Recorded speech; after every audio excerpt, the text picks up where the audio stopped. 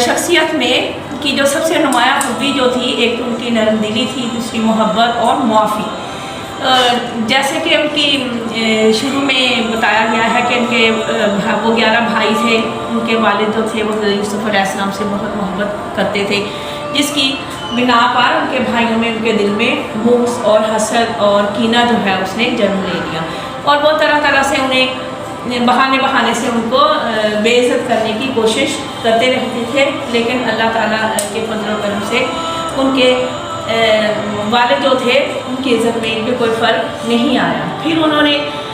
اس کو اور زیادہ جرم کی طرف، ان کا جو حسد اور کینہ جو تھا انہیں جرم کی طرف لے گیا۔ وہ بہانے سے انہیں باپ سے اجازت لے کر کہ جنگل میں یہ ہمارے ساتھ جائیں گے اور ہمارے ساتھ بکریاں چرائیں گے، تو انہیں وہ ساتھ لے گئے اور پھر بہانے سے انہیں وہاں پر کنویں میں ڈال دیا۔ تو اور خود جو تھے وہ روتے دھوتے واپس آ گئے اور اپنے باپ کو کہہ دیا کہ بھئی انہیں تو کوئی بھیڑیا کھا گیا ہے۔ لیکن اللہ تعالیٰ نے انہیں بچانا تھا۔ اللہ تعالیٰ کی کرامت یہ تھی کہ وہاں کچھ جو تاجر تھے وہ پڑاؤ انہوں نے کیا اور پانی پینے کی غرض سے انہوں نے کنویں میں ڈول ڈالا، تو وہ اللہ کی قدرت سے وہ لبک کر اس کے ساتھ باہر آ گئے۔ تو اس موقع پر دیکھو ان کے بھائیوں نے ان کے ساتھ اتنا ظلم کیا، لیکن پھر بھی ان کے دل میں ان کے خلاف کوئی بغض یا کوئی کینہ یا کوئی اس طرح کا انتقام کا جذبہ جو ہے وہ پیدا نہیں ہوا۔ پھر وہ تاجر جو تھے وہ انہیں لے گئے اور انہوں نے انہیں مصر میں فروخت کر دیا کچھ دام کے عوض۔ وہاں پر انہیں غلام بنا دیا گیا۔ اس دوران ان کے اوپر کئی ساری مصیبتیں اور مشکلات جو تھیں وہ بھی آئیں، لیکن وہاں پر بھی وہ ثابت قدم رہے۔ انہیں جیل میں بے گناہ ہونے کے باوجود جیل میں قید میں ڈال دیا گیا۔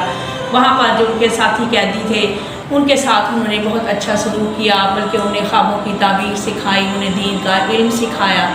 اور پھر وقت بدلتے بدلتے ایک وقت ایسا آیا کہ وہ مصر کے بادشاہ بن گئے، اور انہوں نے وہاں بھی عدل و انصاف کا دامن جو ہے وہ نہ چھوڑا، بلکہ اپنی حکمت عملی سے جب ایک دفعہ قحط کا زمانہ عنقریب تھا تو انہوں نے خواب میں کچھ دکھائی دیا، جس کے انہوں نے اپنی بہترین تدبیر سے اور حکمت عملی سے بہت سارا غلہ اور اناج اکٹھا کر کے ایک جگہ پر جمع کر لیا۔ تو جب قحط آیا، خشک سالی آئی، تو انہیں کوئی مشکل پیش نہیں آئی، اور انہوں نے اپنا جو غلہ تھا وہ اس کو سب لوگوں میں تقسیم کر دیا۔ تو ایسے موقع پر ان کے جو بھائی تھے جنہوں نے ان کے ساتھ اتنا ظلم کیا تھا، وہ بھی غلہ لینے کے لیے ان کے پاس پہنچ گئے۔ تو حضرت یوسف علیہ السلام نے انہیں پہچان لیا، حالانکہ یہ وہ وقت تھا جب ان سے انتقام بھی لے سکتے تھے اور ان کے ساتھ ظلم بھی کر سکتے تھے، لیکن ان کے دل میں اللہ تعالیٰ نے کیونکہ یہ باتیں ڈالی ہی نہیں تھیں،